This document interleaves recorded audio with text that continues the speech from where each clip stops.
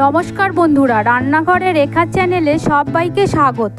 আশা করছি তোমরা সবাই খুব ভালো আছো। বন্ধুরা, একদম অন্যরকম স্বাদে বাঁকুড়া স্টাইলের আলু পোস্ত একবার এইভাবে বানিয়ে দেখো, খেতে দুর্দান্ত লাগে। তাই আজকে সেই আলু পোস্তর রেসিপি তোমাদের সাথে শেয়ার করছি। প্রথম থেকে শেষ পর্যন্ত ভিডিওটা দেখতে থাকো, আশা করছি তোমাদের ভালো লাগবে। চলো আর বেশি দেরি না করে রেসিপিটা শুরু করা যাক। তো এই রেসিপির জন্য লাগছে আলু। তো এখানে আমি দুটো বড় সাইজের আলু নিয়েছি। তো মোটামুটিভাবে দুটো আলু এখানে 300 থেকে 400 গ্রাম হবে। তো প্রথমে আলুগুলোকে একটু আমি বড় সাইজের ডুমো ডুমো করে কেটে নেব। এই বাঁকুড়া স্টাইলের আলু পোস্ত একটু অন্য রকম স্বাদে। তো আমরা সাধারণত আলু পোস্ত বানালে একটু শুকনো শুকনো করে আলু পোস্ত আমরা বানাই, কিন্তু এই বাঁকুড়া স্টাইলের আলু পোস্ত বানালে কি হয়, একটু ঝোলঝোল টাইপের আলু পোস্ত বানাতে হয়।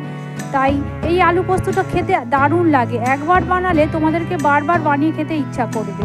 তো দেখো, মোটামুটিভাবে সমস্ত আলুগুলো আমার বড় সাইজ করে ডুমো ডুমো করে কাটা হয়ে গেছে। তো এবারে ওই আলুগুলোকে একটি পাত্রের মধ্যে আমি তুলে নিলাম।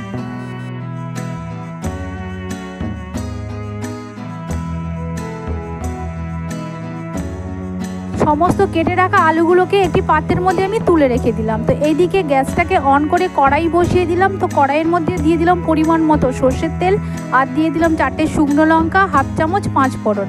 তো 1 মিনিটের মতো 5 ফোড়ন আর শুকনো লঙ্কাটাকে ভেজে নিলাম। তো ভাজার গন্ধটা বেরোলেই আগে থেকে যে কেটে রাখা আলুগুলো আছে, সেই আলুগুলোকে আমি দিয়ে দিলাম কড়াইয়ের মধ্যে। তো এই সময় গ্যাসটাকে মিডিয়াম করে সমস্ত আলুগুলোকে দেওয়ার পর নাড়াচাড়া করে ভাজতে হবে। আলুটা কিছুক্ষণ আমি নাড়াচাড়া করে নিলাম। তো এদিকে আলুটা ততক্ষণে ভাজা হতে থাক। তো এখানে একটা বাটি নিয়ে নিলাম, সেই বাটির মধ্যে দিয়ে দিলাম 3 চামচ পোস্ত। তো পোস্তটাকে এখানে আমি শিলনোড়ার মধ্যে বেটে রেখে দিলাম। তো এদিকে যে আলুটা ভাজা হচ্ছিল, সেই আলুর মধ্যে দিয়ে দিলাম স্বাদ মতো নুন। তো নুনটা দেওয়ার পর আবার আমি নাড়াচাড়া করে কিছুক্ষণ ভেজে নিলাম। তো এই পর্যায়ে দিয়ে দিলাম 1 গ্লাস জল। যেহেতু পোস্তটা একটু ঝোল ঝোল হবে, সেই জন্য জলের পরিমাণটা এখানে বেশি দিতে হবে। তো এবারে দিয়ে দিলাম 4টে কাঁচা লঙ্কাকে ফালি করে। তো ঢাকনা দিয়ে ঢেকে 4 থেকে 5 মিনিট এটাকে আমি রান্না করে নেবো। তো 5 মিনিট বাদ তোমাদেরকে ঢাকনাটা খুলে দেখাচ্ছি। দেখো, আলুটা মোটামুটিভাবে সেদ্ধ হয়ে গেছে।